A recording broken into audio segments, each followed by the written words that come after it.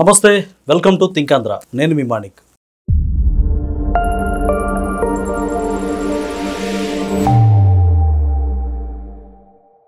వైఎస్ఆర్ కాంగ్రెస్ పార్టీకి కష్టకాలం దాపురించిందని ఆ పార్టీ అధినేతే చెప్తున్నారు. ఎందుకంటే 3,393 కోట్ల రూపాయలు మాత్రమే పార్టీ ఫండ్ ఉందట.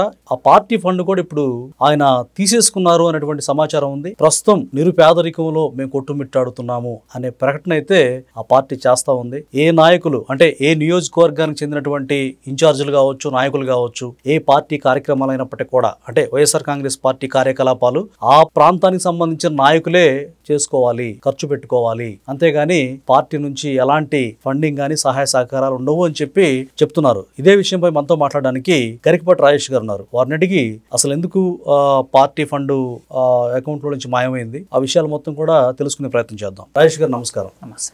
వైఎస్ఆర్ కాంగ్రెస్ పార్టీ ఆ పార్టీకి సంబంధించిన అకౌంట్ లో పార్టీ ఫండ్ ఆ నిధులు మొత్తం కూడా అధినేత జగన్మోహన్ రెడ్డి గారే తీసేసుకున్నారు. ప్రజెంట్ ఎంటీగా ఉంది. అంటే ఎంత అంటే 3,393 కోట్ల రూపాయలు పార్టీ ఫండ్ ఆయన తీసేసుకున్నారన్నారు. అసలు ఎందుకు తీసుకున్నారు? ఆ పార్టీ ఒక రకంగా దివాలా తీసినట్టుగా ఆయన ఎందుకు ప్రకటిస్తున్నారు? అసలు దీని వెనకాల ఏముంది? మీ విశ్లేషణ ఏంటి దీనిపైన? యాక్చువల్గా ప్రతి రాజకీయ పార్టీకి కూడా ఒక ఖాతా ఉంటుందండి. అదేంటంటే తన రోజువారీ కార్యకలాపాలకి, ఇతర అవసరాలకి, వీటన్నిటికీ వాడటానికి కొంత అమౌంట్ని పెడతారు. అట్లా ప్రస్తుతానికి మొన్నటి వరకు వైఎస్ఆర్ కాంగ్రెస్ పార్టీ ఖాతాలో దాదాపు 3,400 కోట్లు ఉన్నాయి. ఓకే.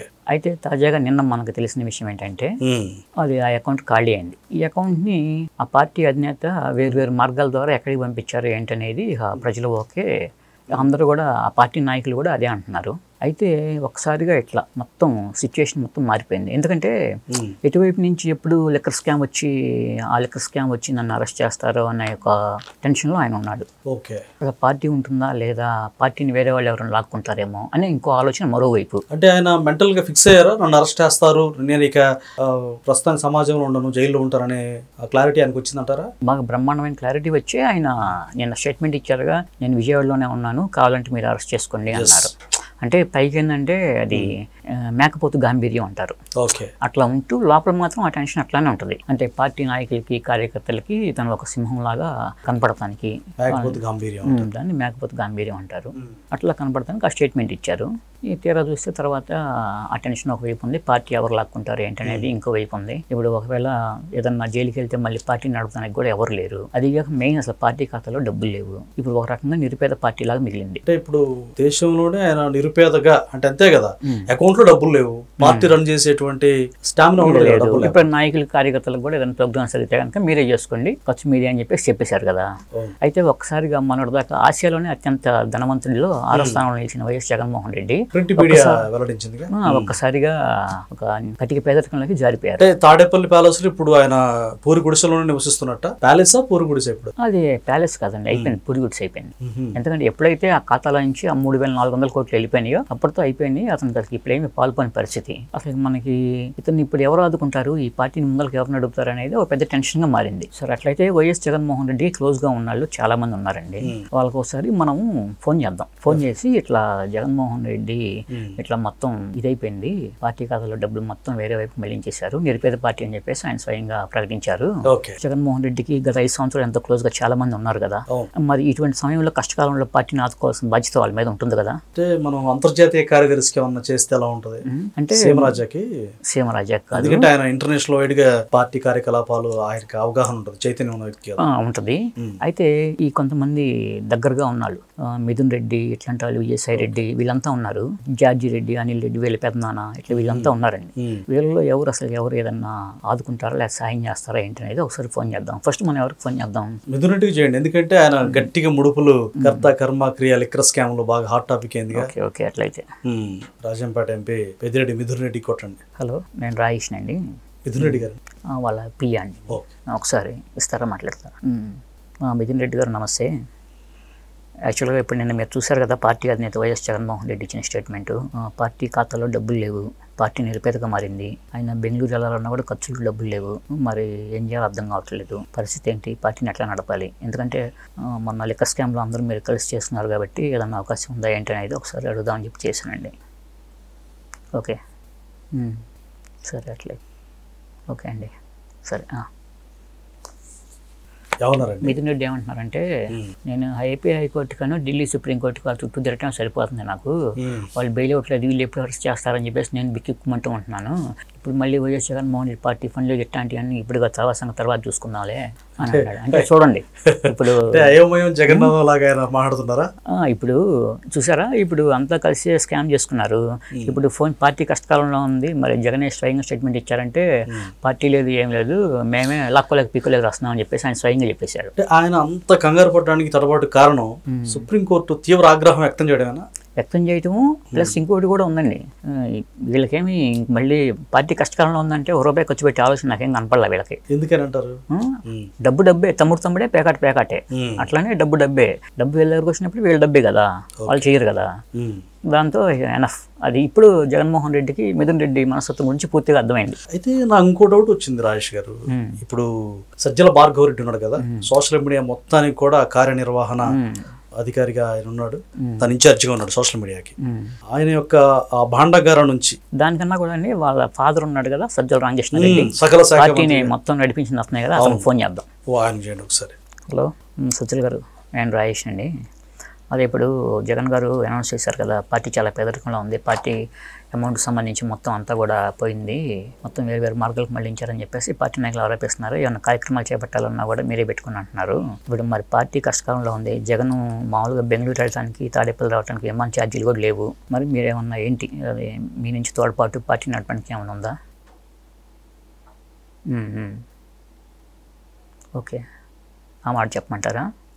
సరే అండి, అట్లయితే ఆ మాట చెప్పమంటున్నారు. సజ్జల గారు ఏమంటున్నారంటే మేమే ఆ ఫారెస్ట్ భూమి మీద చేసి అంతా చేసుకుంటే గవర్నమెంట్ వచ్చి అది లాక్కుంటే మేమే లాక్కోలేక పిక్కోలేక వస్తున్నాము, మధ్యలో మళ్ళీ ఈయన అది లేదు ఇది లేదు, ఆ పార్టీలో ఫండ్ ఆ పార్టీ ఖాతాలో డబ్బు ఉంటే ఉండొచ్చు కదా, దాన్ని అటు రూటింగ్ చేశాడు, అటు చేసాడు ఇటు చేశాడు, అవి ఉంటే ఉపయోగపడతాయి కదా, అవి కాదని చెప్పేసి మళ్ళీ ఇప్పుడు ఇట్లా చెబుతున్నాడు.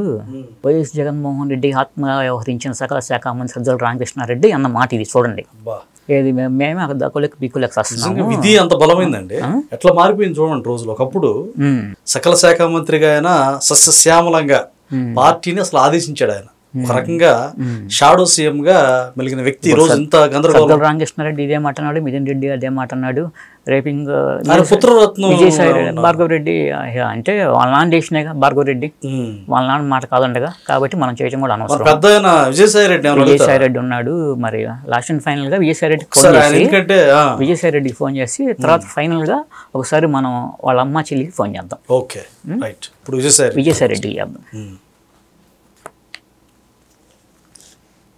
హలో సాయిరెడ్డి గారు, నేను రాజేష్ అండి. అదే మన జగనన్న ఇప్పుడు పార్టీ ఖాతాలో డబ్బులు ఏమి లేవన్నారు, మొత్తం నిరుపేద పార్టీగా మిగిలిపోయింది, కార్యక్రమాలు ఏమైనా చేస్తున్నా కూడా మీరే పెట్టుకుని అంటున్నారు. వాస్తవానికి మరి ఆయన మంగళవారం నాడు తాడేపల్లి వస్తారు, గురువారం మళ్ళీ బెంగళూరు వెళ్ళిపోతారు. మరి పార్టీ ఖాతాలో రూపాయి కూడా లేకపోవడంతో మరి ఆ విమాన ఛార్జీలకు సంబంధించిన డబ్బులు కూడా ఉన్నాయా లేవు, అసలు ఏంటి పరిస్థితి అనేది ఒక్కసారిగా నిన్నటిదాకా చాలా మంచి నిరోధాత్మకమైన ధనవంతమైన పార్టీగా నిలిచిన వైఎస్ఆర్ కాంగ్రెస్ పార్టీకి ఇటువంటి పరిస్థితి రావటం ఏంది, మరి మీరేమంటారు? ఓకే, ఎప్పటి నుంచి చెప్పారా దాని గురించి? అయితే ఓకే ఆ డెసిషన్ తీసుకుంటారా? ఓకే అన్నట్లయితే ఏమంటున్నారు? నాకెందుకంటే నేను రిజైన్ చేశాను చెప్పి అంటున్నారు ఏమన్నా? నేను వెళ్ళిపోయాను ఆ పార్టీ నుంచి. ఎప్పుడైతే ఆయన సకల శాఖ మంత్రిని తీసుకొచ్చాడు, లేకపోతే రాజకీయ స్టేట్ని తీసుకొచ్చాడు, వీళ్ళందరినీ తీసుకొచ్చాడు, ఆయన నాకు మొదట్లోనే 2019లోనే నాకు అర్థమైంది, నా మనసు మొత్తం ఇరిగిపోయింది, జగన్కి నా మీద ప్రేమ లేదు. ఇప్పుడు నేను జగన్కి నా మీద ప్రేమ లేనప్పుడు జగన్కి నేను ఎట్లా ఏం సాయం చేయగలను, చేసే ఉద్దేశం నాకు లేదు.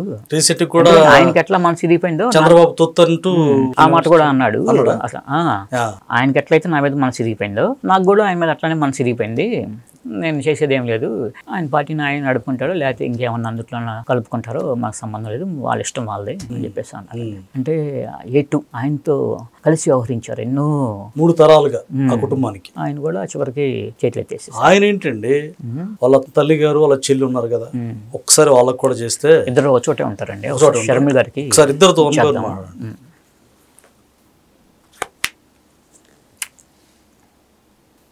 హలో, నేను రాజేష్ అండి, ఒకసారి షర్మిల గారితో మాట్లాడాలి అందుకని. ఓకే ఓకే వాళ్ళ పిఏ తీశారు. ఓకే. షర్మిల గారు నమస్తే అండి. అదే ఇప్పుడు జగన్మోహన్ రెడ్డి గారు ఒక స్టేట్మెంట్ ఇచ్చారు. మామూలుగా చాలా బేదరికంలో ఉంది పార్టీకి సంబంధించి ప్రోగ్రామ్స్ కూడా ఏం చేయాలన్నా కూడా నాయకులు కార్యకర్తలే చేసుకోవాలి.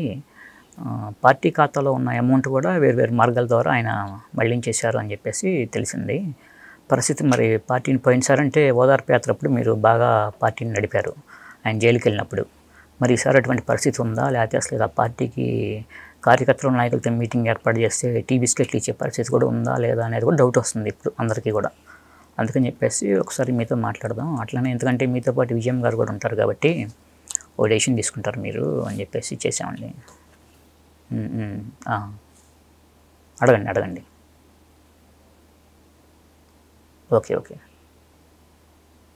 ఓకే సరే అండి అట్లయితే.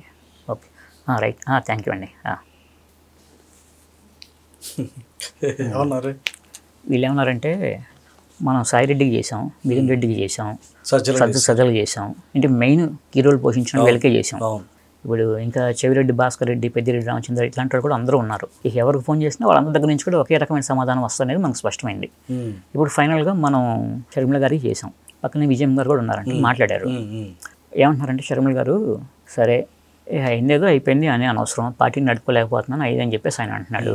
ఒకవేళ పార్టీని నడుపుకోలేనంత పేదరికంలో ఆయన ఉంటే కనుక, ఇప్పుడు ఒకవేళ బాగా పేదరికంలో ఉంటే కనుక సరే ఎట్లాగో మాకు అన్నే విజయం గారికి కన్నకొడికే ఉన్నదేదో కలో గంజో కలిసి తాగుదాం, ఓ రమ్మనండి, అంతకుమించి మేము చేయగలిగేది ఏం లేదు కదా, అదే చేద్దామని చెప్పేసి చెప్పారు. చూసారా వాళ్ళు ఆయనకి నిజమైన ఆప్తులు వాళ్ళిద్దరే. చివరికి మిగిలేదు అన్నట్టుగా ఈయనకి వాళ్ళ మీద ప్రేమలో అయితే నా మీద ఆప్యాయత తగ్గిపోయిందని చెప్పేసి ఎన్సీఆర్టీలో కేసులు వేసినా కూడా వాళ్ళు పేదరికంగా చివరికి పేదరికంలో మిగిలిపోయినా కూడా రా వస్తే ఒక కలో గంజో కలిసి తాగుదాం, తలా ఒక మద్దు తిందాం అని అంటున్నారు. అది తల్లి ప్రేమ చెల్లి ప్రేమ. కన్న తల్లి తోడ పుట్టిన చెల్లి అండి. వాళ్ళకుండా ప్రేమ ఎవరికి? అదే ఇది జగన్ పేదరికం మీద ఇప్పటి వరకు మనకు తెలిసిన సమాచారం అండి. రైట్. ఇది అంటే జగన్మోహన్ రెడ్డి ఆయన పేదరికంతో సతమతమవుతున్న విషయం, అలాగే తనకి ముఖ్య అనుచరులు పార్టీకి వెన్నుదన్నుగా ఉన్న వ్యక్తులతో ఏటు కావచ్చు, సజ్జల కావచ్చు, మిథున్ రెడ్డి కావచ్చు, అందరితో కూడా మాట్లాడి ఫుల్ క్లారిటీ ఇచ్చారని నేనైతే అనుకుంటున్నా.